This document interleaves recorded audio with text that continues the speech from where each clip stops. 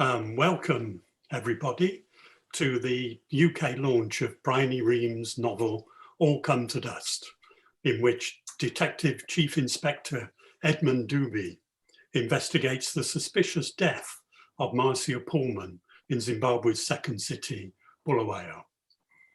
I'm Brian Jones of the Zimbabwean publishers of the book, amaBooks, who are co-publishing All Come to Dust with Parthian Books in the United Kingdom. We've had a continuing relationship with Parthian for several years. They published 4 books of ours in the UK, 2 short story collections and 2 novels, including Bryony Rheam's debut novel, This September Sun. That book did particularly well, being both an award winner and a set school text in Zimbabwe, and also managing to top the Amazon sales in the UK, dislodging Dan Brown from the top, if only for a very short period. Bryony was born and still lives in Zimbabwe, where she is head of English at Girls' College in Bulawayo. Bryony did manage to nip out of Zimbabwe for a while to get a degree and master's degree in the United Kingdom and to teach in both Singapore and Zambia. Bryony is to be in conversation today, if the links all work properly, with Zimbabwean academic Dr. Drew Shaw, whose PhD thesis was about Dambudzo Marachera, the Zimbabwean writer. Drew is at present working for Durham University. So I will now hand over to Drew to have a chat to Bryony about All Come to Dust. Hello, Bryony. Thank you very much, Brian, first of all. Bryony, it's a pleasure to talk to you again. I was with you at the Bulawayo book launch of All Come to Dust, which we very much enjoyed, but congratulations once again on the Parthian publication here in the UK.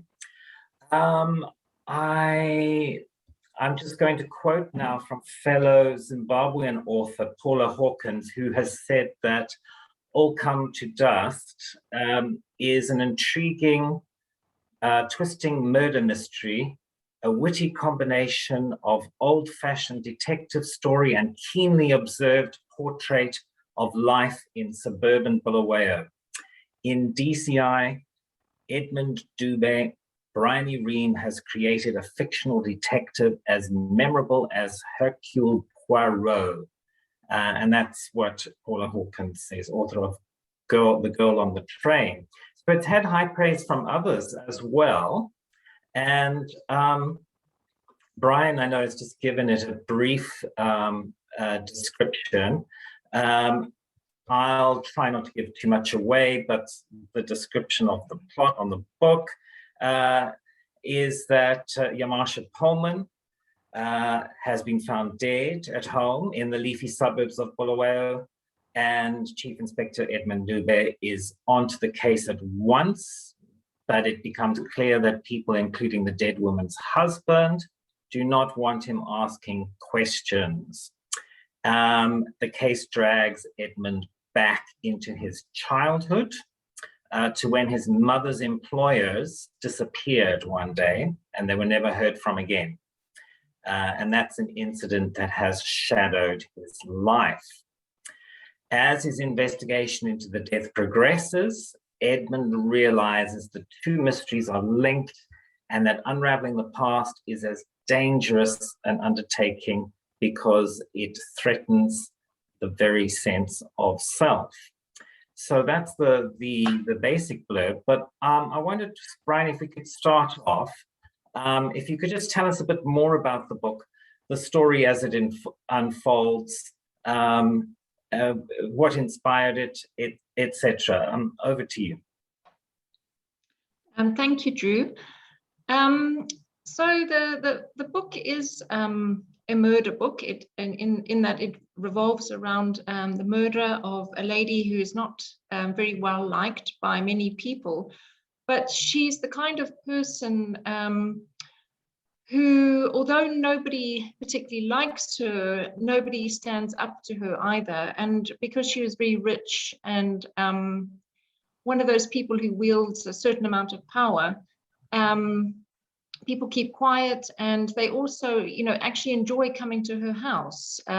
She's actually murdered on the day of her book club. You know, she's the kind of person, I suppose, who people in a way enjoy. They enjoy going to their house because they've always got money. You know, they've always got nice things, nice food on offer. But she as a person is not very nice. And her husband, Nigel Pullman, is not a nice man either. He runs a safari business in Bulawayo. There's some sort of tension between them as a couple, although they're still married and they still live together. The story begins with the day of book club, with the body being found, Marcia's body being found in her bedroom by one of the ladies who is also part of book club, Janet Peters. And Janet is a very quiet, nervous, anxious sort of person. I'd say she's probably in her 60s. She lives with her elderly mother, and she's also got various links with Marcia, and you know, certain grudges against her. There's then Edmund. Edmund is the officer who decides to attend the murder. And Edmund is the kind of person who wants to do a good job. You know, the police in Zimbabwe, I think, are well known for not doing a good job. You know, there's corruption, or, you know, a lot of bribery, that sort of thing. And I think that, unfortunately, I hope nobody shoots me for saying this, but I think a bit of a reputation for not being too competent, you know, when it comes to solving crimes and all that sort of thing. So he's determined, you know, he's an intelligent person, and he's determined he's going to solve this mystery. And along the way, he befriends a man called Craig Martin, and Craig is a bit of a lost soul. He's not necessarily down and out, but his business is not doing well. He's not in a relationship. You know, he's just totally lost. And he also has connections. Everybody in the story have connections with Marcia in some way. And there's also her maid, Dorcas, who also gets involved, who's also in many ways a suspect as well. And there's her neighbor as well, Roland Sherborne, the next door neighbor. Again, another eccentric character. He lives quite well, but he doesn't appear to ever leave his house. Yeah, so they all these characters are somehow dragged in. There's also a woman called Sandra, who also has connections with Marcia. Right, yeah. And yeah, I suppose it's all different types of characters, although the one thing that links them is that they're all quite lonely in some way, and they're all looking for something, and also they've all got a something from the past that hangs over them. In terms of, you know, the inspiration for the novel, I'm not really sure where it actually came from. You know, I did have Craig as part of a short story that I was going to write. It wasn't a murder at all. He was just a lonely guy who got involved with a dating agency.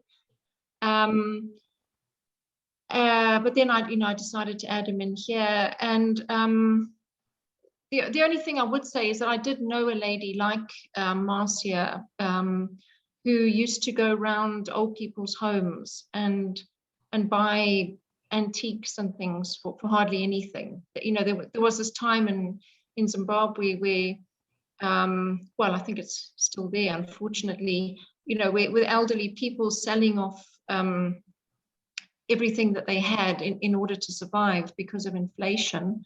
And this lady should go around to you know, elderly people's homes and sort of say, oh, you know, I'll give you, I don't know, 60 Zim dollars for something, and they would think it was wonderful, you know, that they could eat for another couple of weeks. And she was actually shipping all the stuff out the country. So I think that's where I got the idea from for her. Okay, yeah, no, it has a sort of a realistic feel to it. The characters are, thank you for that great sort of overview of the book. I think it gives potential readers quite an insight to what's in store for them. It's quite Agatha Christie-ish in some respects, I would say, though in an African location in Zimbabwe, Bulawayo. And readers familiar with your other work will know that mysteries are a feature of it. And you've just said that, you know, something in the past hangs over all of these characters. So there's these kind of secrets, actually, which is quite intriguing. And I believe you were the winner of a Write Your Own Christie Award, and the prize, if I'm not mistaken, was a grand dinner party at her old house in Torquay. Is that right? And can you tell us more about that? Yes, that's right. So that was back in, the competition was actually in 2014, but the dinner wasn't held until the next year. So it was a competition open to, you know, everybody, and they took a chapter of an Agatha Christie novel, you know, one that was actually published, and they took the first chapter, and then the idea was to carry on the story, but obviously a different story. You couldn't turn in, you know, Agatha Christie's work. So it was developing a different mystery from that original chapter. So there were, in the end, I think about 10, 11, you know, winners. And not all of us, because people came from different parts of the world, not all of us actually, you know, got to attend. You know, obviously there's travel restrictions and things, but I was very lucky that I was able to go over there. And yes, it was a lovely dinner hosted by Agatha Christie's grandson, Matthew Pritchard. And there was also her publisher from HarperCollins was there as well. And you know, they set up the dinner table at her house. You know, you can actually go and visit her house, Greenway, in Devon. And yeah, you know, it was as if we were visitors, I suppose. It's intriguing. Yeah. There's also an Agatha Christie connection to Zimbabwe, or Southern Rhodesia as it was then, when I believe she visited. And I believe you did a bit of research on this, if I'm not mistaken. And what did you discover? Is there anything interesting? Yeah. So one of her early books is called The Man in the Brown Suit, and it involves a character who starts off in England and then gets on this ship that's going to South Africa, you know, searching for certain clues and I suppose, you know, looking for mystery.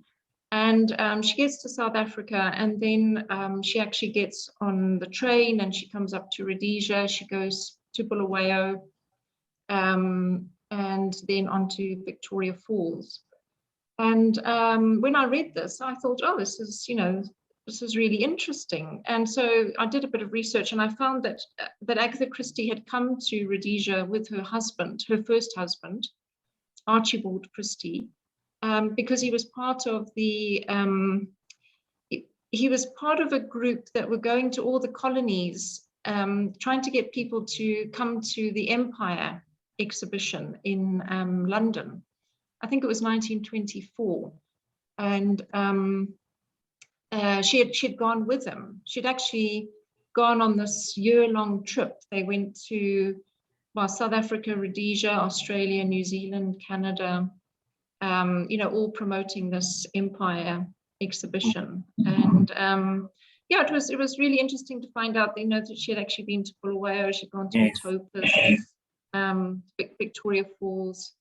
Unfortunately, she hadn't thought much of Bulawayo. she thought it was hot and dusty and not much to say about it.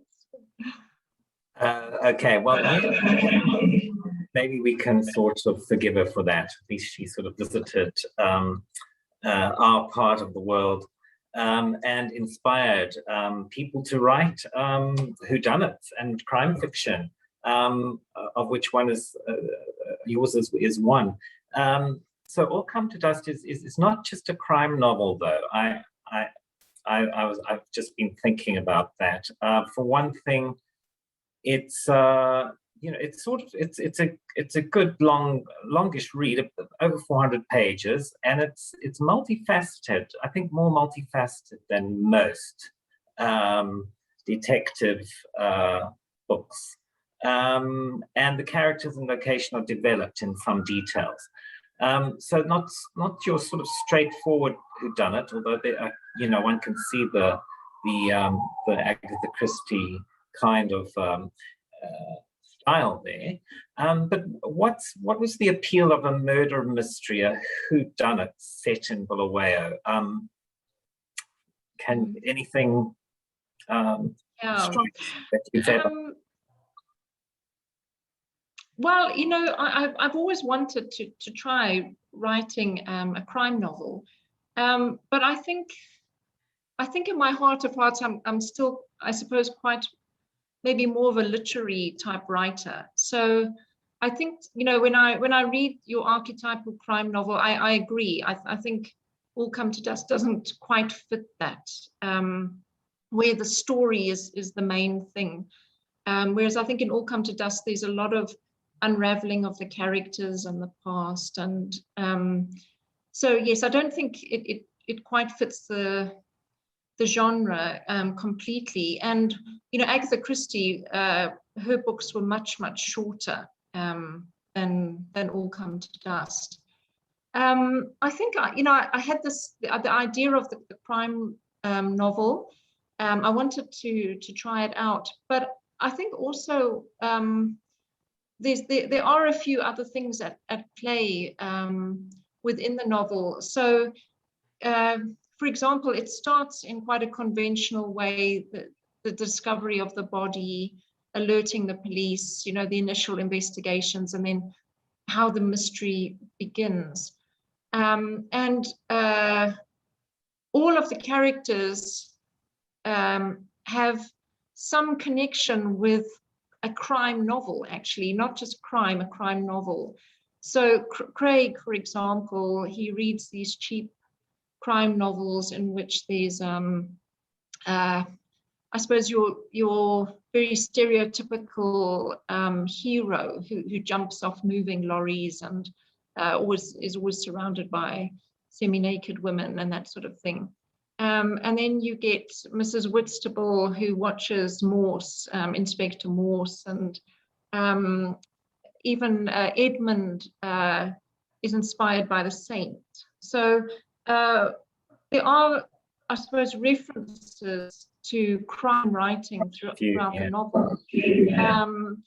But actually, as the story progresses, it doesn't actually fit that.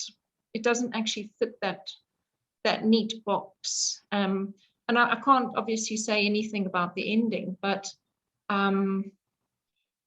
even the ending is not, it's not Agatha Christie. It's not all tied up at the end. So I think that maybe there's a mixture of a couple of Yes. things, you know, and also, you know, I did want it to be a comment as well about Zimbabwe. You know, the way that I think we're all obsessed with the past and hanging on to the past. Yes. And, you know, we've also become quite insular. I think we always just look after ourselves.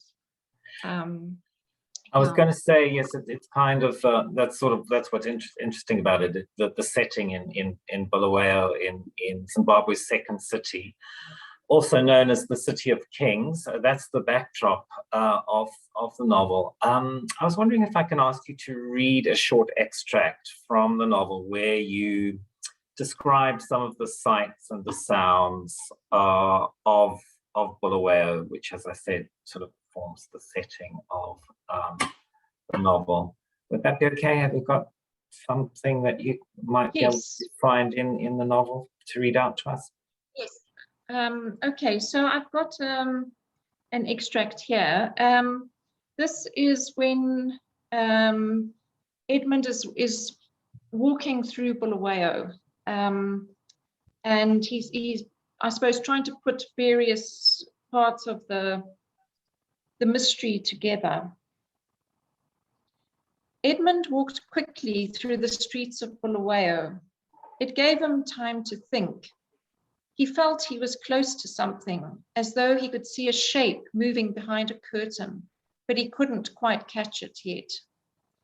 The words sent him reeling. Even now, walking down a street in the clear light of day, they fluttered like butterflies in front of his eyes.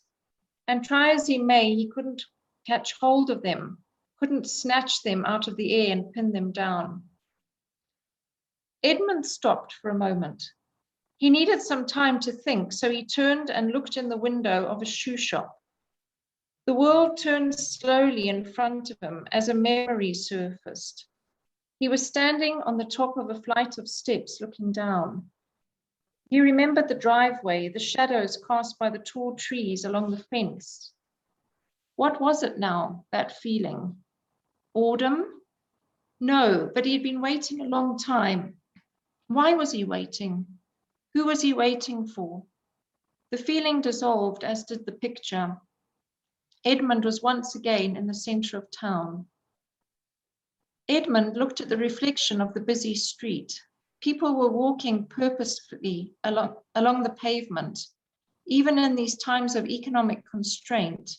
So many people seemed to have somewhere to go. They had a sense of purpose. Hawkers haggled on the pavement, selling windscreen wipers and phone chargers, packets of oranges and avocados. Shops advertised special offers and discounts, or announced the latest arrivals with double exclamation marks. Behind the smiles and the chirpy greetings, behind the jaunty swing of attaché cases and the bustle of people moving to and fro, darting into offices or glancing in shop windows, was a thin thread of desperation, pulled so taut it could not be seen, but which lent all these movements, so everyday, so commonplace anywhere else, an uneasy edge of desperation. The smiles were brief, the greetings strained, the movement of people just that little bit too quick, as though everyone was late for an appointment, but in reality they were going nowhere. The briefcases were empty, as were their pockets and stomachs and futures. Something changed then about the picture that Edmund looked at, like a kaleidoscope moving round. He saw a hardness in some faces and shifty glances in others. He saw money slipped into pockets and fat, greedy smiles as hands were shaken and greetings exchanged. Edmund thought of the Pullmans, of the permanently full cupboard, fridge and freezer. He thought of Mr. Pullman and his boorish face as he sat behind his well-stocked bar and drank double imported whiskey. He thought of Mrs. Pullman and her bridge parties and book club meetings and her hospitality, which was at once generous and alienating, and made the recipient of it feel they were bound to her and her desires. Somewhere in that house, with all its beautiful furniture and cut glass crystal and fine bone china, was the answer.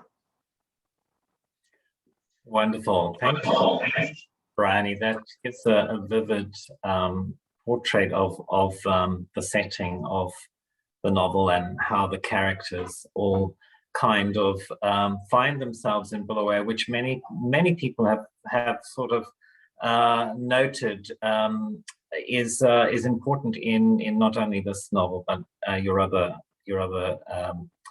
works of fiction as well. Yeah, we've talked about that elsewhere.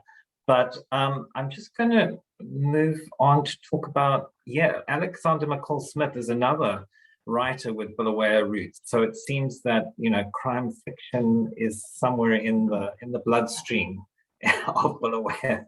I don't know how often he notes his Bulawayo roots, but he did go to school there and grew up there. And he sets the #1 ladies detective agency novels in neighboring Botswana. Were you inspired in any way by Alexander McCall Smith's success with the detective genre? I think All Come to Dust seems distinctive. Were you trying to do something a little bit different? I suppose we've kind of touched on this already, but maybe you can, you've got something else to say briefly about that. I wouldn't say I was inspired by his writing. In fact, I didn't really think of other writers actually at the time. One thing, I do feel that Zimbabwean writers need to do, though, is to branch into other kinds of writing. I think we're starting to see it. Obviously, in South Africa, there are a lot of South African crime novelists, but I think we're now beginning to see it through the rest of Africa as well. And it's quite interesting actually to see what's actually coming out of Africa. Quite different types of writing. That's true, yeah, and it seems to it's really developing in different ways. You've chosen a more complex protagonist, I would say, in Chief Inspector Edmund Dube, who is quite insecure in many respects and troubled, aware of his flaws. Can you say some more about him and his backstory and how his character evolved?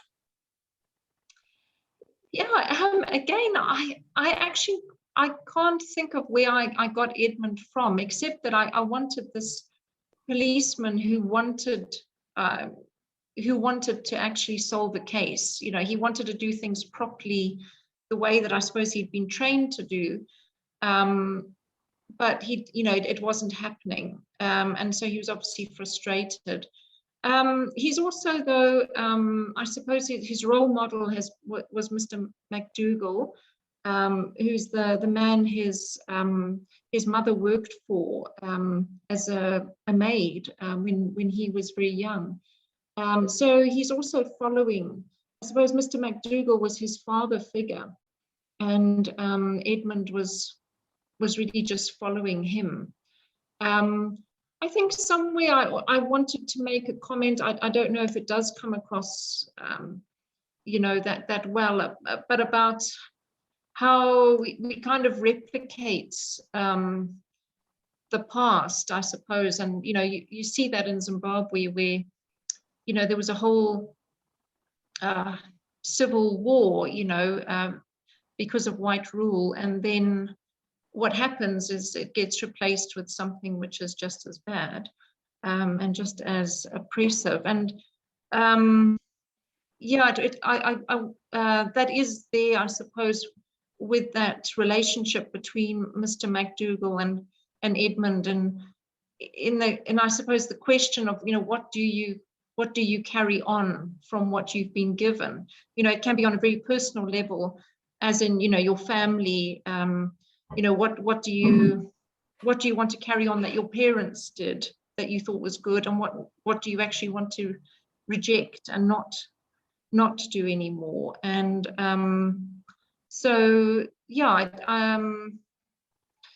it's there in that relationship between the two.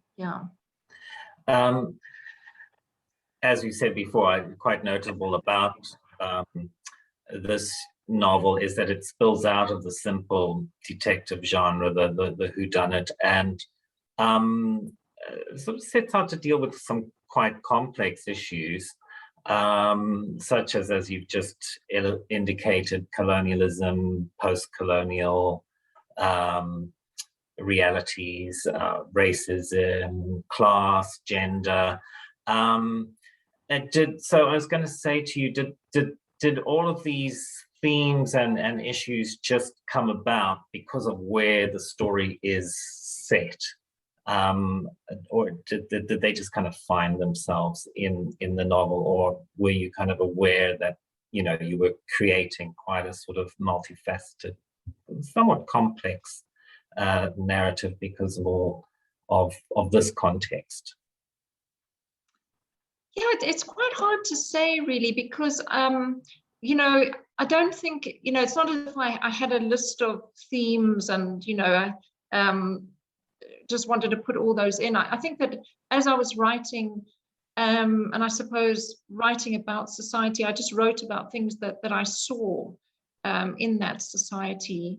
You know, the way that I think we've become much more money-minded here in Zimbabwe, and there are so many people who can't keep up, who actually financially can't keep up with what's going on, and all those people who fall through the net, I suppose. You know, people like Janet and her mother who are struggling, even Craig. You know, it's actually a very difficult place to live in.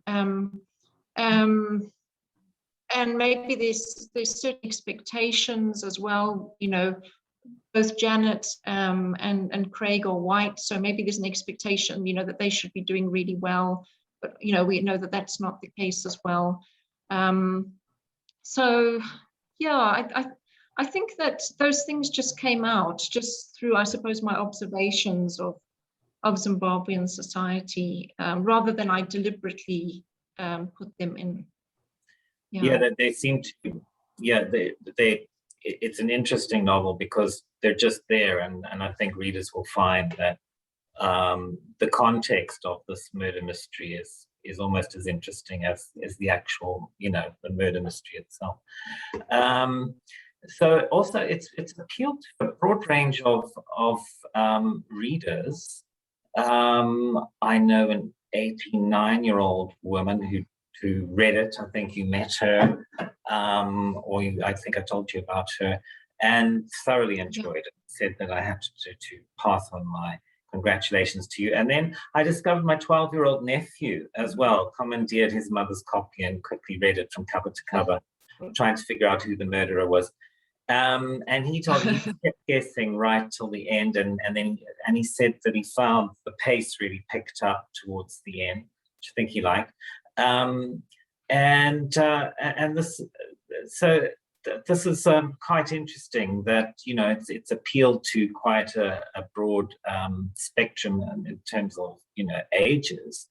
My nephew also liked the character Craig Martin, who's the struggling 40-something, the mullet you talked about earlier, and the old Renault 4, who gives lifts to the chief inspector. Yeah, I think it's something of a tribute. You've managed to kind of catch quite a broad range of readers. Were you writing with a particular audience in mind, Bryony, or were you aiming it broadly at everyone, or is that just something that's kind of happened? Yeah, it's another, I suppose, difficult question. You know, often when I'm writing, I actually don't know if it's going to appeal to anybody. You know, I think I found that with September Sun, when I was writing it, I often thought, I wonder if anybody's going to be interested in this at all. And with that book, I was actually very surprised at the range that, you know, I knew school sort of teenagers who had read it, and then again older people, men and women as well. So I think I think really sometimes what it appeals to people, especially from Zimbabwe and Bulawayo, I suppose in particular, is that people have said to me they really like reading a book which is set in Bulawayo, where they actually recognize the street names, and I suppose they can see themselves. I make an identification with the character, and maybe that was maybe that's the appeal of All Come to Dust, and also September Sun, that for Zimbabweans it's a book where they can actually identify more than with another story set somewhere else.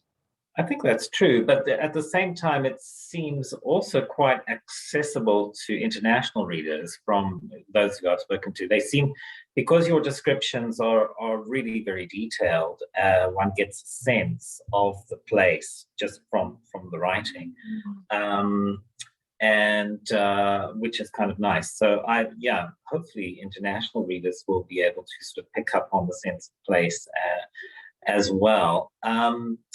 And I was going to say, in fact, the book, although it's a whodunit, a crime novel about someone who got murdered, it's also got quite a bit of humor in it. Could I ask you to read a passage? I asked Bryony to prepare a couple of things beforehand, so I'm hoping I'm not blindsiding you with this. But but there are a number of more than slightly humorous episodes in the novel, and so I wondered if you could read something just to give us a flavor of that side of it. Okay. Yes. So this passage is about Craig, who I think is probably the most humorous character in the novel. Craig had never been much good at keeping in touch with either friends or relatives. With the exception of his dad, whom he phoned every Sunday evening, he hardly called anyone. He had joined Facebook about 2 years previously, but rarely ever checked his account. He didn't own his own computer, and whenever the faint need or desire to look up old friends actually did occur, which wasn't often, it usually coincided with the consumption of a couple of bottles of whiskey, after which he was in no state to drive to an internet cafe. He had, like most people who subscribe to such networking sites, initially been quite interested in finding out what had happened to so-and-so and so-and-so and all the other so-and-sos who had come and gone in his life. It was interesting to see where they all lived. Not many friends were left in Zimbabwe. There was one in a happy clappy church in Harare, and another one who sold tires in Kwekwe.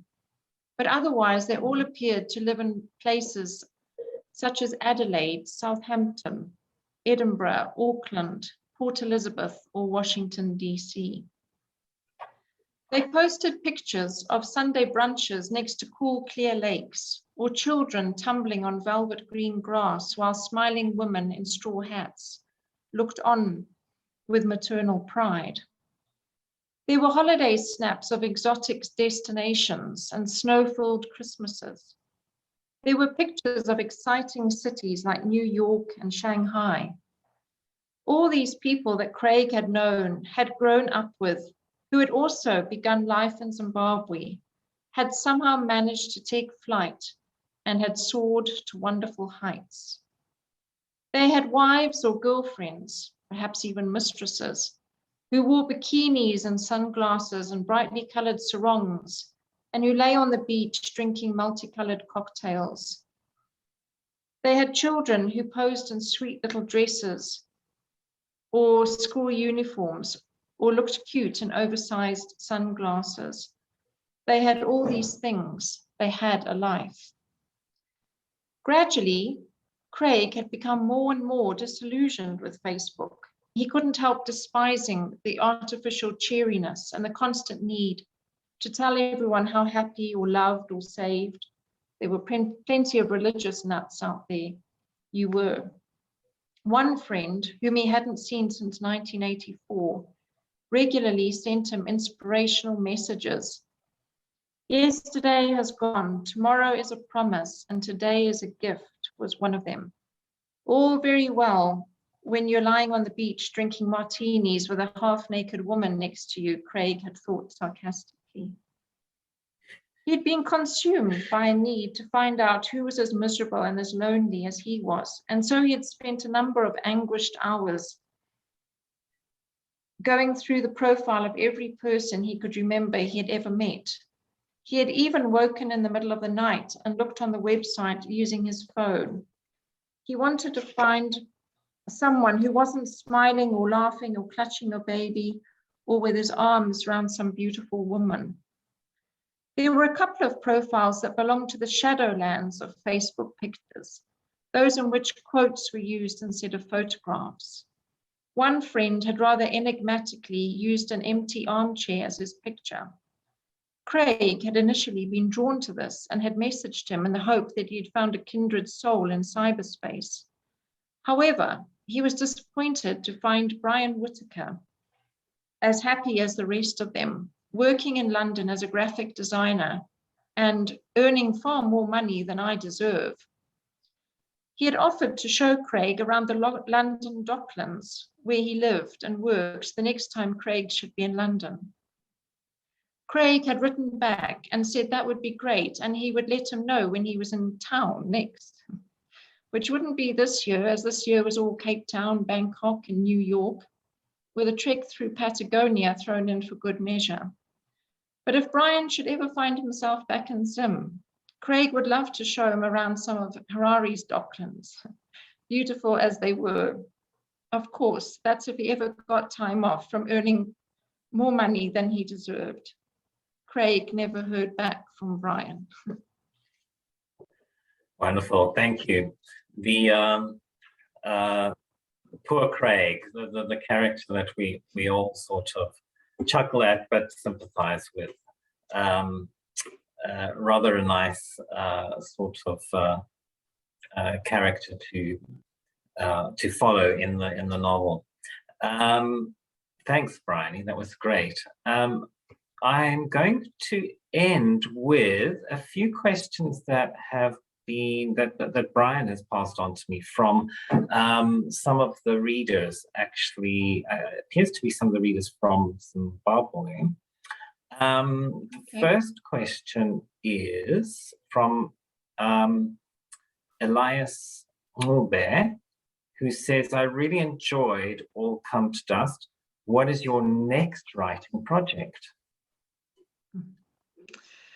Okay, so I have actually written another book called The Dying of the Light, which is actually very, very different. I think it's very different to both The September Sun and All Come to Dust. It's also set in Bulawayo, but around about 1938. Yeah, I think it's going to be a good book, actually. I'm just working on some edits at the moment. So. Oh, that's exciting. So we've got something new to look forward to in the pipeline. Another question over here from Marlene Richmond, who says, how did you research the police procedures that occur in the novel? Oh, that's interesting. Okay, yes, that was actually quite difficult because when I went to the police station, they wanted me to write a long letter of application to the headquarters and all this kind of thing, and I knew I'd never get anywhere. So actually the people who helped me the most was a doctor, because he told me the police procedure when somebody has died, what happens. He was able to tell me what kind of forensic stuff was available, and also what happens if a murder is, or foul play is suspected in some way. So yes, I didn't actually get the information from the police. Okay, well, you found it another way, and that seemed to have worked just fine. Another question from Fungi Ndlovu. I think this is the last one. Did you find it difficult writing from Edmund's perspective? Yes, so this is actually a bit of a challenge, because, here I am, a white woman, and I'm writing from the perspective of a Black man. And yeah, I know there'll probably be people who might be critical of that, but I also think, surely the role of an author is to imagine other people's perspectives. And if you're just going to stick to what all my novels would be about white women, which wouldn't really be very exciting. So, I think when you write anything, it needs a leap of imagination. And so, I hope it comes across. I hope that people, don't think, oh, this is obviously a white woman writing this. I hope he's an authentic character. That's what I mean. Yeah, well, he seems to be popular, actually. And I think that's kind of what's wonderful about fiction, is that we can venture into other worlds and we can imagine ourselves in other people's shoes. And of course, it's fraught with complication, and, one doesn't want to necessarily say that you know exactly how other people experience things, but I think fiction gives us a bit of an insight into that, and so that's maybe something, quite nice about your novel that readers are appreciating. That's about it, I think, Bryony. So I'm going to say it's been an absolute pleasure to talk to you about All Come to Dust, and we wish you all the best with the UK book launch. And That's all from me. I'm going to hand over back to Brian. Thank you very much, Drew. Thank you. Yeah, thank you, Drew, and thank you, Bryony. There was some really interesting discussions going on there. Personally, I love the readings from Bryony, from you, Bryony. The reading of the Streets of Bulawayo brought back memories to me, certainly. I really enjoyed that. And I also enjoyed being reminded about the character of Craig, who people have only got to mention the word Craig, and anyone who's read it smiles, which I think is a wonderful advert for the book. So thank you very much for that. I really enjoyed it, as I said. Thank you very much to Parthian for organising the technical side. And I should remind those watching that the book is available for sale in bookshops, in good bookshops across the United Kingdom, as well as on the Parthian Books website and on websites such as Amazon and similar websites. So again, thank you very much for everyone. I hope you enjoyed it as well, and I hope everyone watching enjoyed it as I did. Thank you very much.